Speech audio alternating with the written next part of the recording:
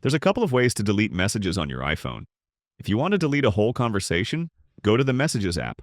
Find the conversation you want to delete and swipe to the left. Hit the trash can and delete the thread. Or delete the thread and block the contact if you don't want to see any future messages from them. You can also delete individual messages without deleting the whole conversation.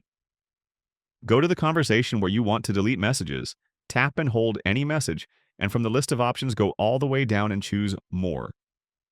Now you can select messages, either just one or multiple messages, and then hit the trash can in the bottom left corner to delete those messages. Keep in mind this will delete the messages only on your devices, but the other person will still see the conversation with all the messages included. If you have multiple devices like an iPhone and iPad, they will get deleted on both. Here's an example. On the left, you'll see my phone after deleting the messages, but on the right is how the other person would see the same conversation. This is the same regardless if you're using the blue bubble iMessages or the green bubble regular text messages. Hope that helps. Leave a comment if you have questions and take a look at my iOS playlist for more useful guides like this.